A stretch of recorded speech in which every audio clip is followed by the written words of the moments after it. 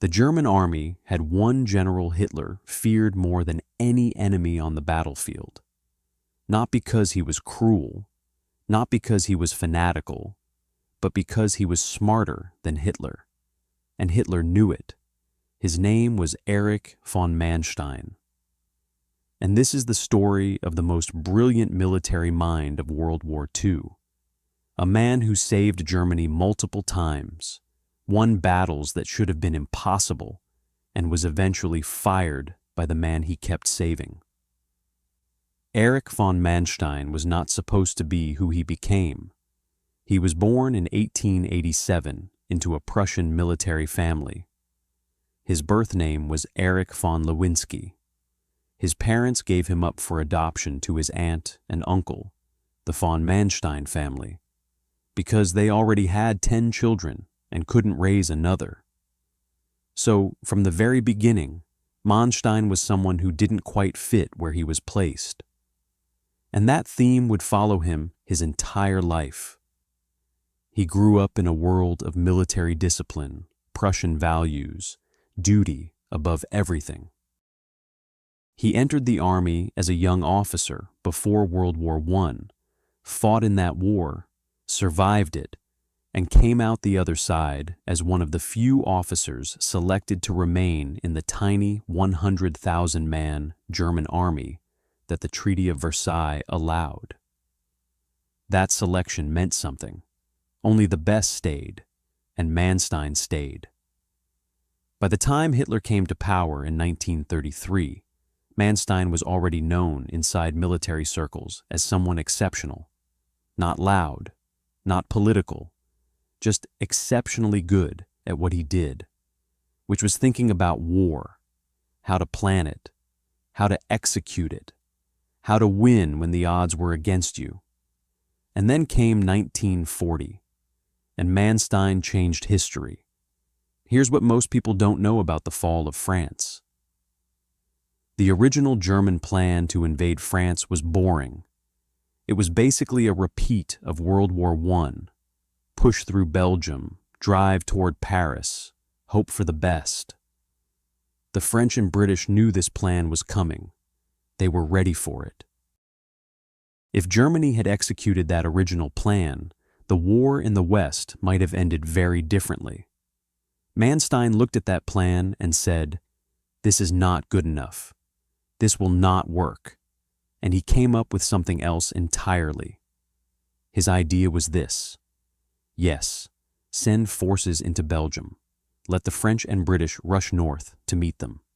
But then hit the Ardennes, the thick forest that everyone said was impassable for tanks. Drive armor through that forest at full speed. Come out behind the Allied armies. Cut them off from the sea. Trap them. Destroy them. His superiors rejected the plan multiple times. They said it was too risky. The Ardennes was too difficult. The tanks couldn't move fast enough through the forest. If something went wrong, Germany's entire armored force would be stuck in the trees while the Allies reorganized. Manstein kept pushing. He kept sending the plan up the chain of command. His superiors kept saying no. Eventually, they got so annoyed with him that they transferred him away from the planning staff, basically a way of telling him to shut up and go away. But before he left, one of his colleagues arranged for him to brief Hitler directly. Just Manstein, standing in front of the Führer, explaining his idea. Hitler loved it. Within weeks, the plan was adopted. The invasion of France was restructured around Manstein's concept, and when the attack came in May 1940, it worked exactly as he said it would. German tanks poured through the Ardennes. The French and British rushed north into Belgium exactly as expected. And then German armor came out behind them, drove to the coast, and cut off over 300,000 Allied soldiers at Dunkirk. France fell in 6 weeks. The world was stunned. And the man whose plan made it happen, Manstein, was given credit, promoted, and then largely set aside while Hitler basked in the glory. That was the first time Manstein saved Germany. It would not be the last. In 1941, Operation Barbarossa began. Germany invaded the Soviet Union.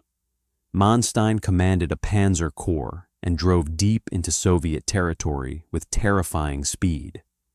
He was one of the fastest-moving commanders in the entire operation. When things got complicated, when the situation became unclear, Manstein adapted. He always adapted. But the Eastern Front was not France. The Soviet Union was enormous. The distances were staggering. The enemy kept coming no matter how many you killed, and Hitler's decisions were getting worse. By 1942, Hitler had started making military decisions that professional generals considered insane. He insisted on holding ground that should be abandoned. He refused retreats that could save armies. He micromanaged operations from a map table in a bunker hundreds of miles from the front, and the results were beginning to show. Then came Stalingrad. In late 1942, the German Sixth Army, over 300,000 men, was encircled by Soviet forces at Stalingrad. Hitler refused to allow a breakout. He told the commander, Paulus, to hold the city. He promised a relief operation would come, and he gave Manstein command of Army Group Don, the force that was supposed to break through to the surrounded men. Manstein came closer than anyone realizes. His relief force fought through brutal winter conditions, drove deep into Soviet lines, and got within 48 kilometers of the Stalingrad pocket. 48 kilometers. He sent a message to Paulus. Prepare to break out. We are coming. Move your men toward us. Paulus refused. He had Hitler's orders to hold. He would not break out without permission from the Führer, and Hitler would not give that permission. Manstein watched from his command post as the relief effort stalled, as his forces were stretched to the breaking point, as the window closed. He could not break in. Paulus would not break out. And in February 1943, the Sixth Army surrendered. Over 90,000 German soldiers went into Soviet captivity. Most of them would never come home. But here's what happened next. And this is the part that even people who know World War II history often miss. After Stalingrad, the situation in southern Russia was catastrophic. German lines had collapsed. Soviet forces were advancing. There was genuine danger that the entire German position in the south would unravel, that the Soviets would drive all the way to the Dnieper River and potentially cut off millions of German soldiers. Manstein looked at this disaster and he saw something. The Soviets were advancing fast, too fast. They were overextending their supply lines. They were getting ahead of their logistics, and overextended armies are vulnerable. He did something that almost no other commander on either side did during the entire war. He let the enemy advance. He pulled back deliberately, trading space for time, letting the Soviet spearheads push deeper and deeper. And then, when the moment was right, when the enemy was exhausted and stretched thin, he counterattacked. The Third Battle of Kharkov, February and March 1943. Manstein's forces hit the overextended Soviet lines like a hammer. They retook Kharkov. They stabilized the entire southern front. They turned what could have been a complete catastrophe into a fighting stalemate. Military historians still study that counterattack today. It is considered one of the most masterful operational maneuvers in the history of warfare. Manstein took a broken front and rebuilt it through pure tactical genius. And what did Hitler say? He flew to Manstein's headquarters and took credit for the decision. That was the relationship. Manstein would plan. Manstein would execute, Manstein would win, and Hitler would either interfere, override him, or take credit, over and over again. The arguments became more frequent, more bitter. Manstein believed in flexible defense, give ground when necessary, counterattack when the enemy is weak, preserve your forces for decisive moments. Hitler believed in holding every meter of ground, no matter the cost. These two philosophies were completely incompatible. Manstein would stand in front of Hitler, something very few people had the courage to do, and tell him directly that his orders were wrong, that his strategy was leading to disaster, that the army needed freedom to maneuver. Hitler would listen, would sometimes rage, and would usually reject the advice. There is a famous moment that people who knew Manstein described afterward. Hitler was giving orders in a conference. He said something militarily absurd, and Manstein looked at him and said, quietly, "That won't work," just like that, in front of the entire staff. Hitler's face went cold. Nobody spoke to Hitler like that, but Manstein did. Because Manstein believed it was his duty. The tension built through 1943 into 1944. Manstein kept asking for operational freedom. Hitler kept refusing. The front kept getting worse.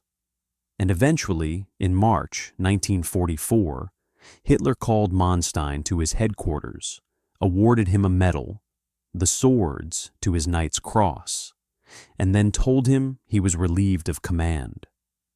His services were no longer required. Manstein was 56 years old. He was the best operational commander Germany had, and he spent the rest of the war at his estate in Silesia, doing nothing, while Germany collapsed. After the war, he was arrested. He was tried at Nuremberg, not in the main trial, but in a later one. He was charged with war crimes related to his conduct on the Eastern Front, specifically for the actions of units under his command, for not doing enough to stop atrocities, for following criminal orders. He was convicted and sentenced to 18 years in prison. He served less than 4 years. He was released in 1953 due to poor health. And then something remarkable happened. West Germany was rearming. The new Bundeswehr needed experienced officers. The West needed German military expertise for the Cold War. And suddenly Manstein was not a war criminal, he was an advisor. He consulted on the structure of the new German army. He wrote his memoirs, Lost Victories, which became one of the most widely read military books of the 20th century. He became, for many in the West, the image of the clean Wehrmacht, the professional soldier who was just doing his job, separate from the crimes of the Nazi regime. That image has been contested ever since.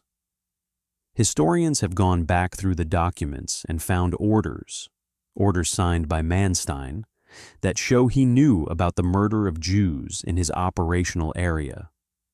Orders that gave the SD, the security forces responsible for mass shootings, freedom to operate. Orders that talked about the Jewish Bolshevik enemy in ideological terms that matched Nazi propaganda.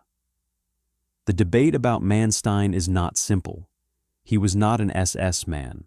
He did not run death camps, but he operated in a system that was committing genocide, and the question of what he knew, what he enabled, what he could have stopped, those questions do not have clean answers.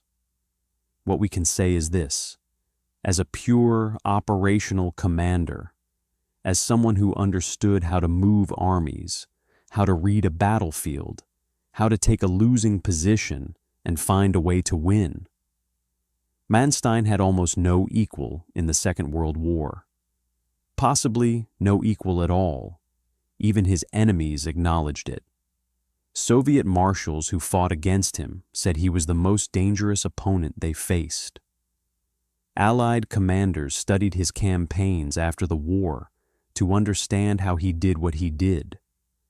And yet he served a regime that was committing the worst crimes in human history. He was brilliant in service of something monstrous. And that is the contradiction at the heart of Erich von Manstein. He died in 1973 at the age of 85. He had outlived almost everyone who served with him, almost everyone who fought against him, and almost everyone who tried him. He outlived the Reich he served, the Soviet Union that defeated that Reich, and most of the debate about his legacy. But the questions he leaves behind about duty, about complicity, about what a soldier owes to conscience versus orders, those questions are still alive. Because brilliance does not excuse everything. And Erich von Manstein, more than almost anyone from that war, forces us to hold both things at once, the extraordinary talent and the moral failure, and decide what we make of a man who was, depending on how you look at him, either the greatest general of World War II or proof that genius without conscience is just a more efficient form of catastrophe. Thank you for watching. If you made it this far, you already know this channel is different. We don't just cover the big names, we go deep into the people history forgot or decided to look away from. If that's what you're here for, subscribe, because we put out new videos every week and every single one goes this deep. Hit the like button if this video gave you something to think about. It genuinely helps the channel more than you know. And if there's someone from this era you want us to cover next, drop the name in the comments. We read every single one. See you in the next video.